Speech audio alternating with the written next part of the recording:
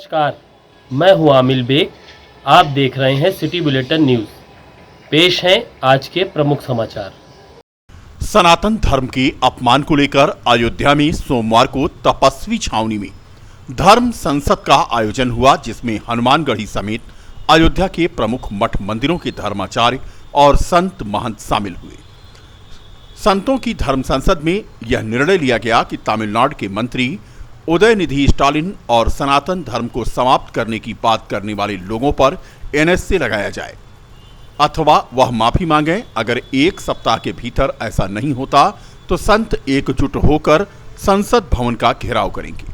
पूरा विवाद तमिलनाडु सरकार में मंत्री उदयनिधि स्टालिन के उस बयान को लेकर शुरू हुआ, जिसमें उन्होंने सनातन धर्म की तुलना डेंगू, मलेरिया और कोरोना वायरस से करते हुए इसके रोकथाम के बजाय समूल विनाश की बात की। उसके बाद इस बयान की आलोचना शुरू हुई तो कुछ अन्य नेताओं ने भी स्टालिन की तरह सनातन विरोधी बयान दिया।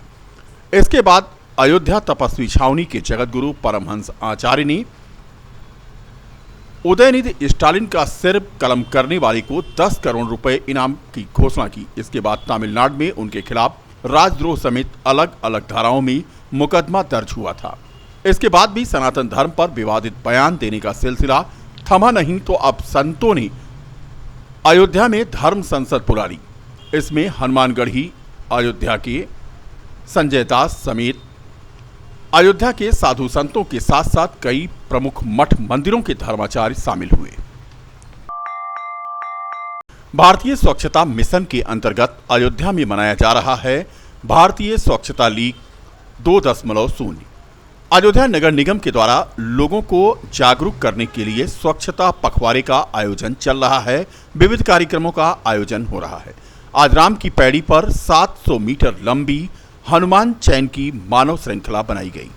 स्वच्छता का संदेश देने के लिए बनाई गई इस मानव श्रृंखला में स्कूली बच्चे, छात्र छात्राएं, स्थानीय लोग शामिल हुए। अपर नगर आयुक्त अरुण कुमार ने कहा कि शहर की हर नागरिकों तक स्वच्छता का संदेश पहुंचाने के लिए ये अभियान चलाया जा रहा है। आपको संज्ञान में है कि इस समय स्वच्छता की अलग जग रही है और इस अलग को और तेज करने के लिए आज लगभग 20 स्कूलों के बच्चों ने प्रतिभाग किया और इंडियन स्वच्छता लीग कार्यक्रम के तहत आज ये मानव श्रृंखला और स्वच्छता शपथ का कार्यक्रम कराया गया, जिसमें लगभग 4 से 5 हज़ार बच्चों ने प्रतिभाग किया। जनमान्य नागरिकों ने प्रतिभाग किया, हमारे माननीय पार्षदगणों ने प्रतिभाग किया और बच्चों को स्वच्छता की शपथ दिलाई गई। यह संदेश देने की कोशिश की गई कि स्वच्छता केवल शासकीय दायित्व ही नहीं है, ये हम सब का दायित्व है और जिस दिन यह जन जन तक का दायित्व हो जाएगा उस दिन हमारा देश सुंदर हो जाएगा, हमारा देश स्वच्छ हो जाएगा। मुहिम यही है, कोशिश यही है और निरंतर ये कोशिश जारी रहेगी।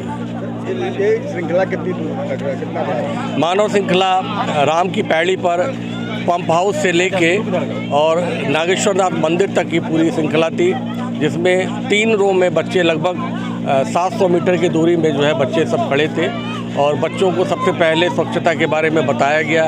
उनको जो जानकारियां दी गई, गीला कूड़ा क्या होता है, सूखा कूड़ा क्या होता है और उनको संग्रहित करके कैसे अपने जो कूड़ा लेने वाले लोग आते हैं उनको देना है। इसके अलावा उनको हाइजीन के बारे में बताया गया। ये भी बताया गया कि सड़क में या जो हम लोग की एक जिम्मेदारी है उसका निर्वहन कैसे करना है। इसके बाद उनको सबको स्वच्छता की शपथ दिलाई गई और मानव श्रृंखला बना के जो है यह कोशिश की गई कि जो बच्चे प्रतिभाग जिन्होंने किया है वो बच्चे जाके स्वच्छता का एम्बेसडर बने, स्वच्छता के प्रेरक बने, स्वच्छता के दूत बने और ऐसी कोशिश निरंतर जारी। बीकापुर विकासखंड परिसर में सोमवार को ग्राम पंचायत पातूपुर के ग्रामीणों ने इकट्ठा होकर छुट्टा जानवरों की समस्या तथा ग्राम पंचायत में गौशाला निर्माण की मांग को लेकर धरना प्रदर्शन किया। इस दौरान ग्रामीणों का नेतृत्व करते हुए बीडीसी संघ के जिला उपाध्यक्ष राहुल दुबे ने दावा किया कि ग्राम पंचायत द्वारा गौशाला की जमीन प्रस्तावित करने के बावजूद भी ब्लॉक के जिम्मेदारों की लापरवाही का नतीजा है कि बड़ी ग्राम सभा होने के बाद भी यहां गौशाला का निर्माण कार्य अधर में लटका हुआ है, जबकि लावारिस जानवरों के कारण जहां एक ओर किसानों को भारी नुकसान उठाना पड़ रहा है, वहीं दूसरी ओर आए दिन राहगीर हिंसक जानवरों की चपेट में आकर घायल हो रहे हैं। उन्होंने खंड विकास अधिकारी के प्रतिनिधि, बीडीओ पंचायत तथा एडीओ बद्रीनाथ पांडे को जिलाधिकारी को संबोधित 3 सूत्रीय ज्ञापन सौंपते हुए मांग की कि अगर 15 दिन में ग्रामीणों की समस्या का समाधान नहीं हुआ तो फिर से आंदोलन होगा। ट्रक पर गौमांस की आशंका को लेकर आज बजरंगियों ने जमकर हंगामा किया और कैंट थाना क्षेत्र के शहादतगंज हाईवे पर ट्रक को रोक लिया। ट्रक के ड्राइवर को पुलिस के हवाले कर दिया। खाद्य सुरक्षा विभाग के अधिकारी मौके पर पहुंचे, उनके साथ साथ पशु चिकित्सा विभाग के अधिकारी भी पहुंचे। खाद्य सुरक्षा विभाग के अधिकारियों ने जांच पड़ताल की। शाहपुर पश्चिम बंगाल की कंपनी से जारी बिल पर भैंस का मांस पशुपालन विभाग के अधिकारियों ने उसका सैंपल लिया और ये जांच के लिए अब मथुरा भेजा जाएगा। बजरंग दल के जिला महामंत्री लालजी शर्मा का दावा था कि पश्चिम बंगाल से ही बजरंग दल के कार्यकर्ता रेकी कर रहे थे और ट्रक पर गौमांस जो जा रहा था उसको दिल्ली और उत्तर प्रदेश में सप्लाई होना था। अगर कार्रवाई नहीं हुई तो आंदोलन होगा। माता की अभी गुप्त सूचना ऐसी मिली थी सवेरे कि किशनगंज से गौमांस लेकर के एक गाड़ी दिल्ली के लिए निकली, जिसका नंबर NL01AF 4557 था। ये गाड़ी को लगातार 700 किलोमीटर से हम लोग ट्रैक कर रहे थे और जैसे ही अयोध्या परिक्षेत्र में आई, चूँकि यह धर्म की नगरी है और हम नागपुर महाराष्ट्र से आने का हमारा उद्देश्य ही गौरक्षा है, फिर यहाँ पर पुलिस प्रशासन के सहयोग से और पुलिस को सूचना दे करके बाकी हमारे जितने हिंदूवादी कार्यकर्ता हैं, इन भाइयों का सहयोग लेकर के और इस ट्रक को रोका गया। अभी 2 घंटे हो गए हैं। अभी इसकी जांच के लिए फूड और बाकी जो प्रशासनिक कार्य है वो किया जा रहा है। और आपके द्वारा मैं ये बता दूं कि सारे देश में ये कसाईयों का एक नेटवर्क है, जो बंगाल में जैसी भ्रष्ट सरकार है ममता की, जो गौ हत्या कराती है, राजस्थान में जैसे भ्रष्ट सरकार है तोतले की, वो लोग वहाँ गौ हत्या कराकर और दिल्ली और उत्तर प्रदेश की धरती पर गौमांस भेज रहे हैं।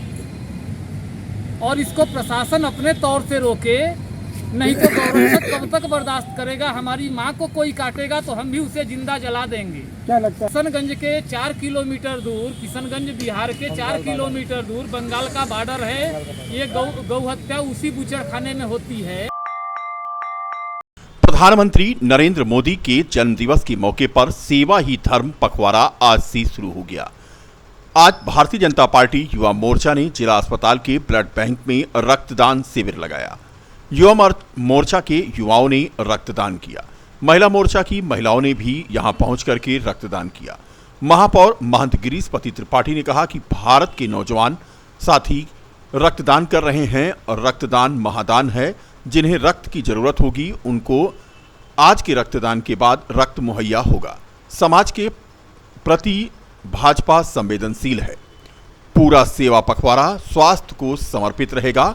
आयुष्मान कार्ड बनाने की योजना है। जगह जगह पर स्वास्थ्य शिविर लगाए जाएंगे और अन्य शिविर भी रक्तदान के लिए आयोजित किए जाएंगे। कुल मिलाकर के सेवा ही धर्म पखवाड़ा जो भारतीय जनता पार्टी ने शुरू किया है प्रधानमंत्री के जन्मोत्सव पर, वो आज से शुरू हो गया। आदरणीय नरेंद्र मोदी जी के जन्म दिवस के अवसर पर सेवा ही धर्म की भावना से प्रेरित होकर हमारा राजनीतिक दल भारतीय जनता पार्टी सेवा पखवाड़ा का आयोजन कर रहा है, जिसके अंतर्गत आज भारतीय जनता युवा मोर्चा द्वारा यहाँ पर जिला अस्पताल पर रक्तदान शिविर का आयोजन किया गया है। हमारे बहुत से नौजवान साथी, बहुत से नौजवान कार्यकर्ता उन ज़रूरतमंदों के लिए अपने रक्त का दान कर रहे हैं, जो भविष्य में किसी संभावना, किसी दुर्घटना में या किसी अन्य कारणों से जिनको रक्त की आवश्यकता होगी, उनको हमारे युवा मोर्चा के साथी रक्त आज यहाँ प्रदान कर रहे हैं, दान कर रहे हैं, और ताकि उनको रक्तदान करके उनके जीवन की रक्षा की जा सके। कुल मिला के समाज के प्रति जो संवेदना है हमारे राजनीतिक दल की और हमारे राजनीतिक दल के कार्यकर्ताओं की, उसी का ये परिचायक है। और ये पूरा सेवा पखवाड़ा एक प्रकार से स्वास्थ्य को समर्पित है। आयुष्मान कार्ड बनाने की योजना है, जगह जगह स्वास्थ्य शिविर लगाने की योजना है, रक्तदान की योजना है। तो कुल मिला के एक जो चिकित्सीय व्यवस्था को कैसे उसको जन सापेक्ष बनाया जाए, ज़्यादा से ज़्यादा लोगों को उसमें शामिल किया जाए, इसको लेके सारे प्रयास हमारा राजनीतिक दल कर रहा है। और आप देख ही रहे कि लोगों को किस तरह से उत्साह के साथ बढ़ सकता है। भारतीय किसान यूनियन राजनीतिक द्वारा तहसील सदर के तिकोनिया पार्क में किसान समस्याओं को लेकर मासिक पंचायत करके आज 6 सूत्रीय ज्ञापन सिटी मजिस्ट्रेट को सौंपा गया। धरने की अध्यक्षता जिलाध्यक्ष अरविंद यादव ने किया। पंचायत में प्रदेश उपाध्यक्ष देव नारायण सिंह ने अपनी 25 तारीख को लखनऊ में होने वाली महापंचायत में ज्यादा से ज्यादा किसानों से पहुंचने की अपील की। प्रदेश सचिव फरीद अहमद ने बताया कि सरकार किसानों की जमीन का उचित दाम नहीं दे रही है, जो कि 2017 से सरकार ने जिले का सर्किल रेट तक नहीं बढ़ाया है।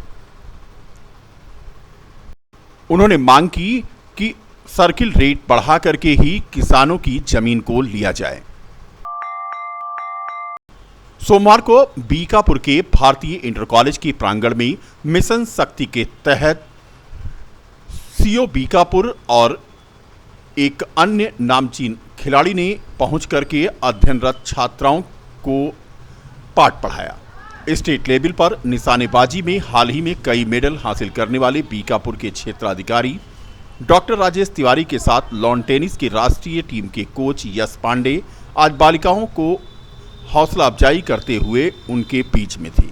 इस दौरान बड़ी संख्या में इकट्ठा हुई कॉलेज की छात्राओं ने खिलाड़ियों को अपने बीच पा करके खुद को गौरवान्वित महसूस किया और ऊंची उड़ान भर करके अपने सपनों को साकार करने की संकल्पना व्यक्त की। मिशन शक्ति अभियान के तहत बीकापुर कोतवाली का पूरा अमला छात्राओं को उनके अधिकार तथा सरकार की ओर से मिलने वाली सुरक्षा के तमाम इंतजामात के बारे में जानकारी देता हुआ नजर आया। कि हर एक बच्चे को स्पोर्ट्स खेलना है, कोई ना कोई किसी भी लेवल पे सबसे इजी रनिंग हो सकता है। आप रनिंग कर सकते हो। यूपी जैसे स्टेट में कबड्डी बहुत पॉपुलर है, कबड्डी कर सकते हो, कुश्ती कर सकते हो, फुटबॉल खेल सकते हो। आपको खेलने के लिए बहुत सारे स्पोर्ट्स में इंफ्रास्ट्रक्चर की ज़रूरत होती है, बट कुछ स्पोर्ट ऐसे जो आप कहीं पे भी कर सकते हो। तो हर किसी को सिर्फ भारत का नाम रोशन करने के लिए नहीं, बट खुद के फिटनेस के लिए, खुद के हेल्थ के लिए भी हमें स्पोर्ट्स खेलना है। और ये आई थिंक मोदी जी का संदेश है खेलो इंडिया के थ्रू, और हर छोटे से छोटे स्कूल में, कॉलेज में, छोटे सिटी, बड़े शहर, सब जगह हम ये लागू कर रहे हैं अभी। भारतीय किसान यूनियन लोक शक्ति के द्वारा आज सदर तहसील के तिकोनिया पार्क में किसानों की समस्याओं को लेकर मानसिक पंचायत की गई और मांगों का ज्ञापन भरा पत्र सिटी मजिस्ट्रेट को सौंपा गया। धरने की अध्यक्षता जिलाध्यक्ष शिवम किशोर श्रीवास्तव ने किया तथा इस धरने के संबंध में जानकारी देते हुए जिला प्रवक्ता श्रीचंद तिवारी ने बताया कि प्रभात नगर मार्ग पर स्थित तमसा नदी के तट पर मां दुर्गा की मूर्ति का विसर्जन किया जाता है। सभी घाट कच्चे मिट्टी के बने हुए हैं, जिससे दुर्घटनाएं हो सकती हैं। इन सभी घाटों को जल्द से जल्द पक्का बनवाया जाए और सड़कों पर घूम रहे छुट्टा जानवरों को भी पकड़ने का इंतजाम किया जाए, क्योंकि इनसे दुर्घटनाएं हो रही हैं। सिंचाई के लिए किसानों को 24 घंटे बिजली उपलब्ध कराई जाए। सिर्फ 5 मिलीमीटर की बरसात के बाद निर्माणाधीन रामपथ की हालत खराब हो गई। लगातार बारिश से जहां मिट्टी के साथ थोपी गई गिट्टियां बह गईं, वहीं जगह जगह पर अब होल भी दिखने लगे हैं। शनिवार से रविवार तक जो बरसात हुई, उसकी वजह से बाइक सवार भी फिसलकर गिरते देखे गए। कई ई रिक्शा भी पलटे। बता दें कि अगस्त से लेकर 17 सितंबर तक 4 सत्रों में हुई बारिश में वैसे भी जल निकासी के दावों की पोल खोल रखी है, लेकिन निर्माणाधीन रामपथ पर चलना दूभर हो गया है। शहादतगंज से कलेक्ट्रेट तक तो आवाजाही आसान है, लेकिन कलेक्ट्रेट से रोडवेज होते हुए हनुमानगढ़ी रिकाबगंज तक यात्रा करना जोखिम से कम नहीं है। रोडवेज, सर्किट हाउस और गांधी पार्क के सामने पूरा पानी कल भरा हुआ था। हालत यह है कि अगर बरसात हो जाए तो आधे से अधिक शहर में जल भराव हो जाता है, जबकि मानसून से पहले नगर निगम के जिम्मेदारों ने जल निकासी का दावा किया था। महिला अस्पताल रोड, कसाबबाड़े से जीआईसी रोड, ऋषिटोला से सुभाष नगर रोड कल जलमग्न रहा। वहीं फतेहगंज, मकबरा रोड और लालबाग जैसे अधिकतर मोहल्ले में पानी ही पानी दिखा।